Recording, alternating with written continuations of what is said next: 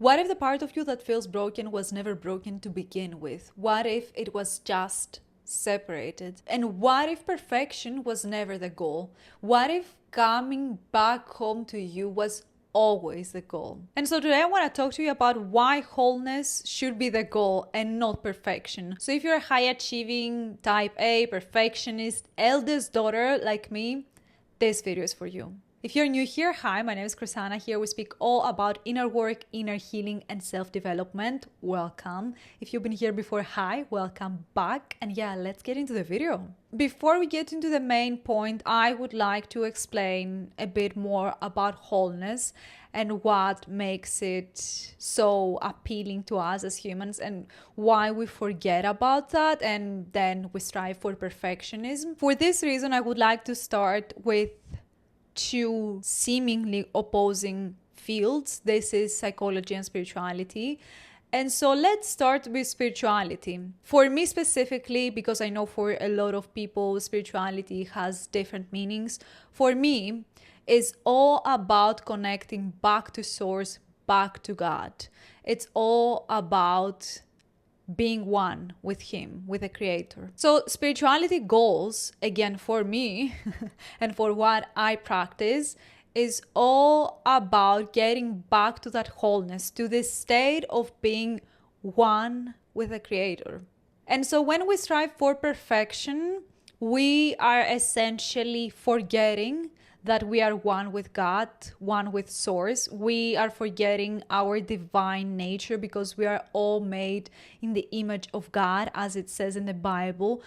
And we are striving for things, forcing our bodies from being attached to our identities, to our sensations, to everything physical. And now I'm not saying you shouldn't have goals, but I'm going to get into that in a bit. This is essentially rooted in this delusion of separation from source again. This is something that we as humans, when we decided to come to this earth, when our soul decided to inhabit this human body, it forgot about that because it got attached to the body, to the sensations, to this physical realm. So separation from wholeness, from essentially feeling one with God, like what people call being in ecstasy, from connecting to God, feeling that love in their heart space, feeling calm, peaceful, joyous, and so much more. When we are not connecting and we are not connecting to this wholeness through being one with God,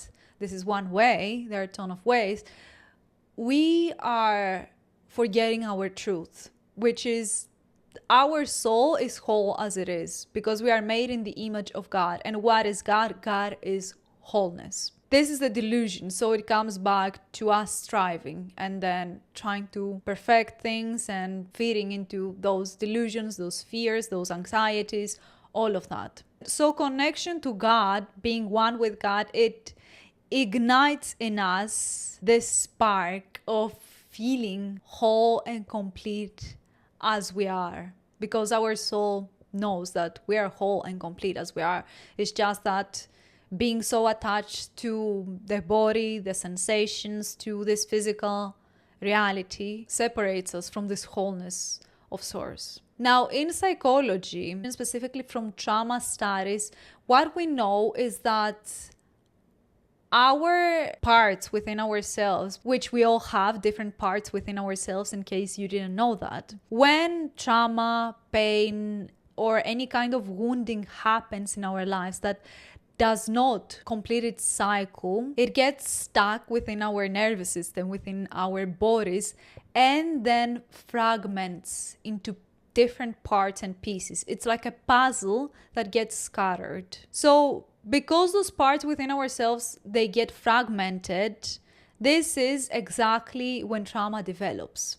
And when trauma develops, we have underneath that specific limiting beliefs, as we call them, like I am not good enough, I am not worthy, I am unlovable, nobody likes me, there is inherently something wrong with me, and the list goes on and on and on. The purpose of psychology, of all of those psychotherapeutic frameworks, is again to get you back home to yourself. Is not about fixing those parts, those wounded parts that hold those limitations, those beliefs that are false in their nature. The purpose is to get you back to feel that you are whole and complete, but in a different language, right? The language here that we use is I am worthy, I am enough as I am lovable. People can like me or not, and I'm gonna be okay. I am enough, and yada, yada, yada. So as you can see, the purpose is the same. Both psychology and spirituality, even though a lot of people think those are opposing, they share the same goal. And the goal is to get us back to our wholeness, to our worthiness, to get us back home to ourselves, as I like to say. The vehicle they use is different, but the purpose is the same. The purpose is to ignite the remembrance in us that we are complete and worthy as we are right now. That we are enough and whole as we are, and that there is nothing wrong with us. So both of those fields, again, even though they seem opposing, even though they seem contradicting, and most people think they are, but in reality, they are one. They share the same goal, back to wholeness. Those two fields, they are one, two, they are whole and complete as they are together. And so the goal for both of them is not to try to fix ourselves. It is not about fixing you. I want you to remember that. It was never about you being broken. There was nothing wrong with you to begin with. It was always about returning and remembering that wholeness that was all along within you, waiting to be reignited and remembered and cherished. This is the whole human journey, the remembrance, the returning back to our wholeness. If you would like to distill our purpose, this is it. If you're looking for your purpose in this life, this is it. This is the feeling behind what you are striving for. This is the feeling behind what you would like to get out of achieving your goals and your highest potential. This is it. If you're looking for it, this is your purpose. This is your life's work. To feel full and complete. Because guess what? Again, you were always whole and complete. You just forgot about that. We all forget about that. And our job, our responsibility is to remember that. It was never about fixing you. No. It was always about igniting that spark in you to remember. To remember that you are enough as you are. That reminds me that when I started my self-development journey when I was 16 years old, I was striving for all of those things. I wanted to get better. I wanted to get in shape. I wanted to lose weight. I wanted to study, to get into psychology school, only to psychology, nothing else. Perfectionism, clinging into specific outcomes. I wasn't doing that from the lens of feeling enough, of being enough as I am, and okay, I'm gonna work on my goals, on my purpose in this lifetime, on being a better person in general. No, it was coming mostly from not feeling enough as I am. It was coming from this deficiency, if you will, from wholeness. The result was that I was burnt out, that I got multiple psychosomatic issues. I had depression, which it was a result of developmental trauma. But again, I was constantly striving to feel worthy and enough through accomplishing my goals.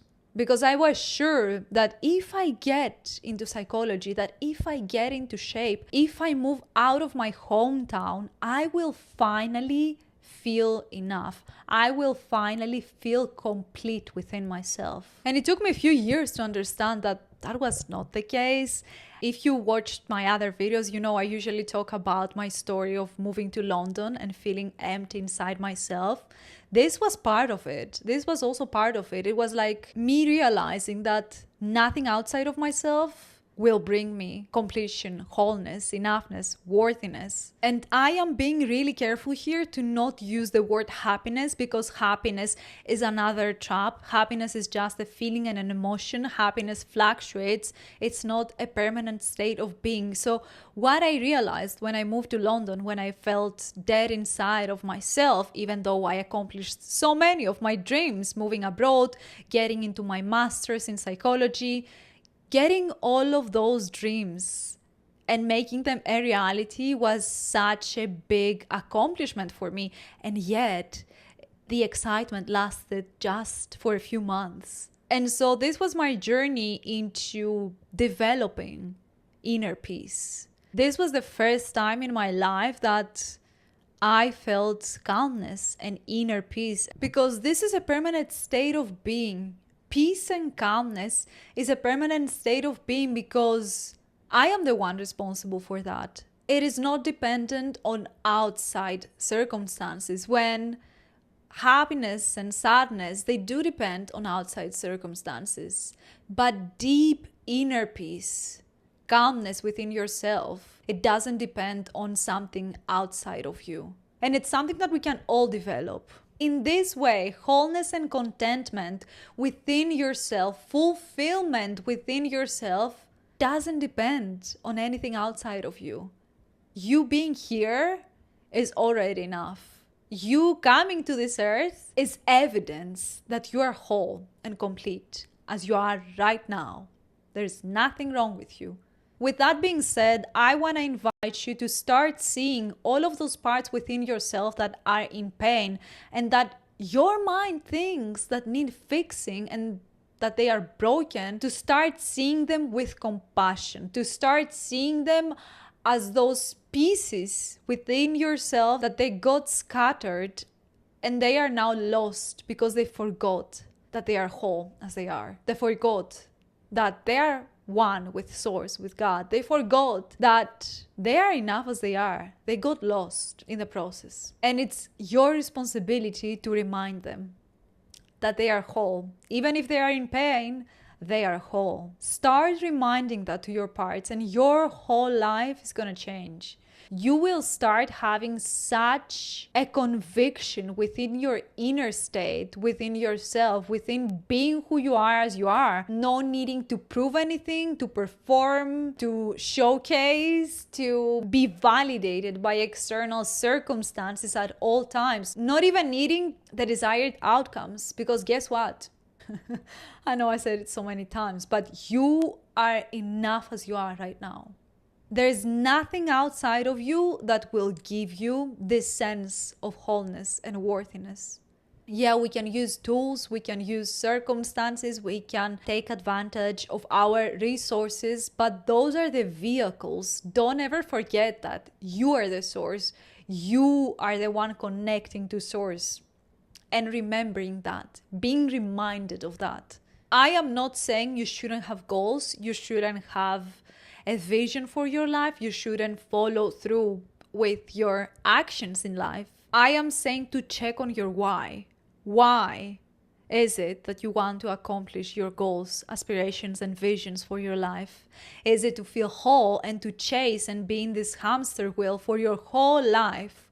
Or is it because you are already worthy and this is gonna give you more impact, more visibility, more goodness? You're gonna share more goodness in this world. What is the purpose behind your purpose?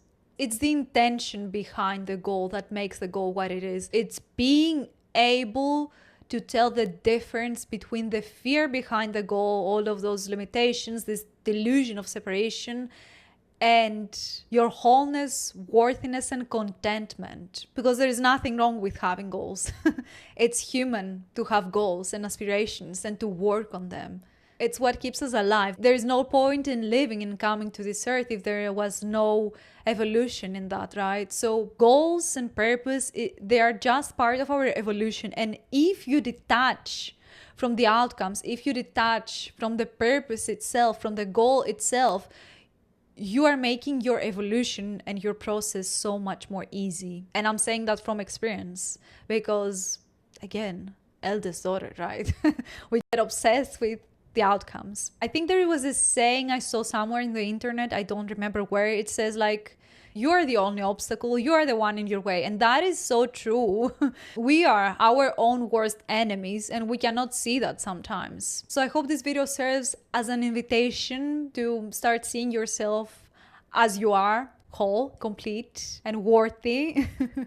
And I want to remind you that this is not something you get right in a few hours or a few days. This is your whole life. This is something that you're gonna do again and again in different ways, in different layers for your whole life. So there's no rush here. I would like to know, what is one part of yourself that you've been trying to fix that now you are learning to welcome back home to yourself? Let me know in the comments down below. If you enjoyed this video, you might like this one. This is all about the psychology of perfectionism and how to move through it. I am sending you so much love, and I will see you soon. Bye.